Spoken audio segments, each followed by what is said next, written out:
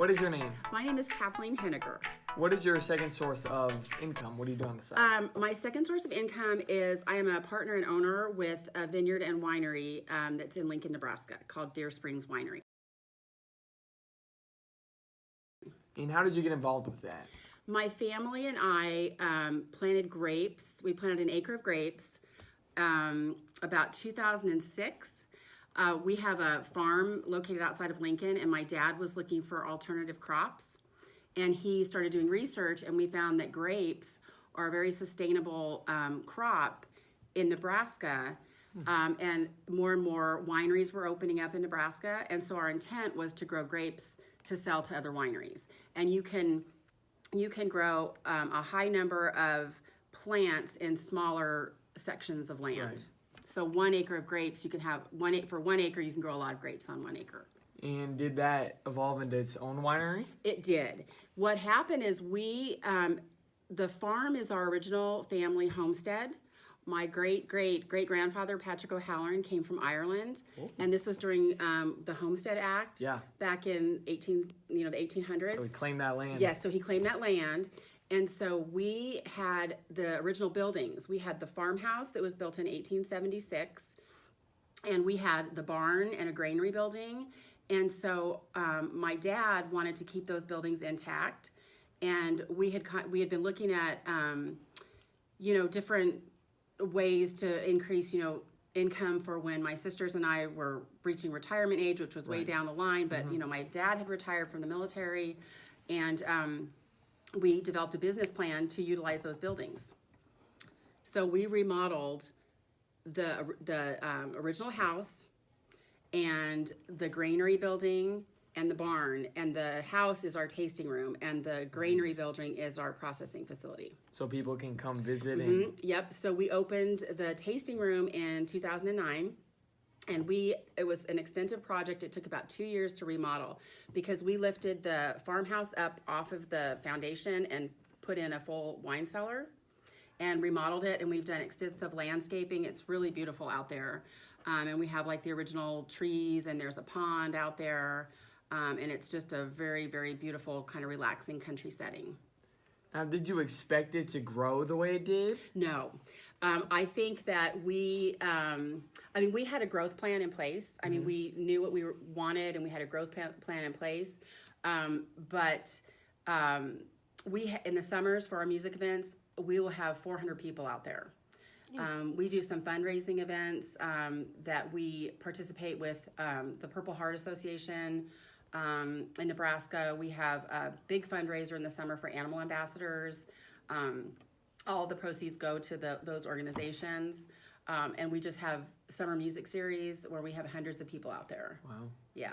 So I know last year we have to always make sure that we have enough inventory of wine that's in-house for the tasting room, and we're also we sell through retail outlets too. So we sell through Hy-Vees and different retail outlets. So we have to kind of balance that with we never want to run out in the tasting room, but how do we sell through the yeah. And that's one of the things I've been doing in Omaha is reaching out to the Hy-Vees and different retail locations here to distribute our wine, so customers don't have to drive all the way to Lincoln, but they can go and buy wine, at retail outlets. Now, did this become more than just income on the side?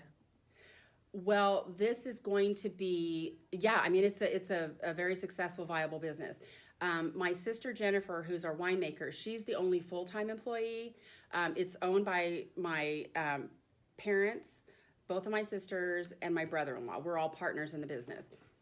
So Jennifer, as the winemaker, she is doing this full-time. And my sister Betsy, who's also a special education teacher, she's in Lincoln, we work part-time at the winery. My brother-in-law, he really puts in kind of full-time hours, but he's really a part-time employee. We know we have all of our financial profits go right back into the business, but it's self-sustaining. So we were at that point where we've never taken out any business loans. It's always been financed by the sales of the wine and the events. Now, So since you want to do this, you mentioned like after you retire, would you say you have like a passion for it? You have to have a passion for it because it's very hard work. I think that when we went into it, we planted that first acre of grapes and we really didn't know what we were doing. And so it was just my family and I out there digging the holes and planting the grapes and hoping that they would grow. Now, Nebraska has a very strong grape growers and winery association. And so they bring in a lot of people from California and out of the country that help us learn about how to grow the right kind of grapes. I mean, it's farming, but it's also a service industry on the winery side. It's an agricultural farming industry on the grape growing, but then service for the winery part. It's very, very labor intensive.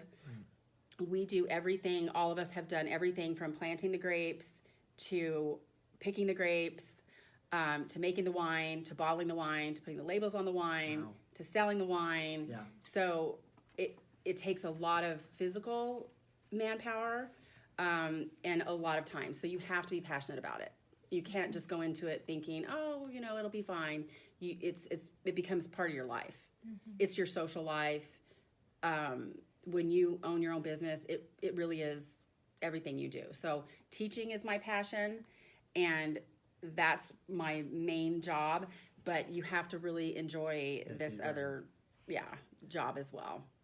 Now, you mentioned some of the jobs within the business around the full family. What is some of the more things that everybody in the family has to do? What are some of those jobs? We all do harvesting, picking the grapes. We all have to do that. We all do, basically, I would say we all have to do sales, because even if you're pouring wine and selling wine in the tasting room, that's sales. Or if you're going to the retail outlets, that's sales as well. So it's always a sales and marketing type of thing too. You're always promoting the winery. You're always trying to get people to want to try the wine, because local wines traditionally have had kind of a bad reputation of not being high quality, but all of ours are. My sister is the winemaker. She's very skilled. And all of our wines have won awards in prestigious wine competitions. Wow. That's really important that you do that. Right. And you're always testing the quality to make sure it is high quality. But there's still kind of a prejudice for people that think I'm not even going to try it because it's not from California, or it's not from, France or something like that. So that's always something that we always have to do, is try to let people know that Nebraska wines can be every bit as good as, a wine from, Napa. Right. So we're always doing that. And that kind of has to do with marketing. How Yes. do you market your winery?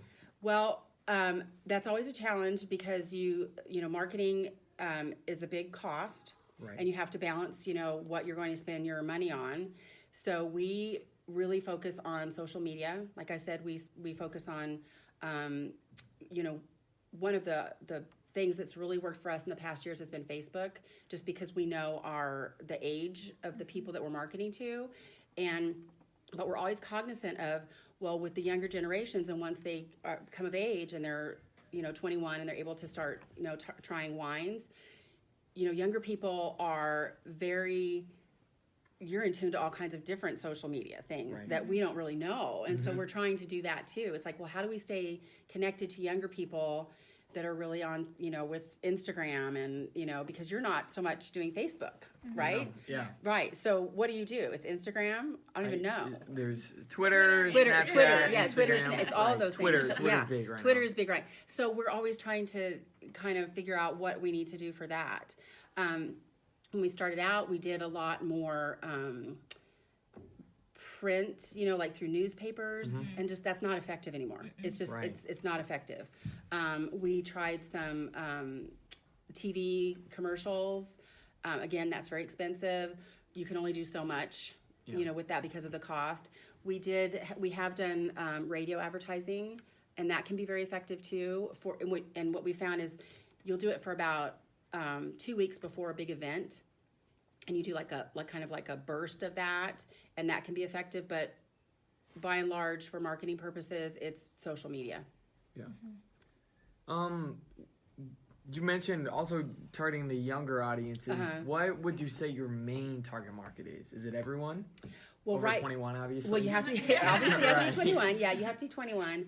And that's a really interesting question because when we first opened, all of the research and everything had told us that the target group was women from the ages of like 40 to 60. That was your big. That's who bought the wine, and they would bring their husbands out, and that was our target audience.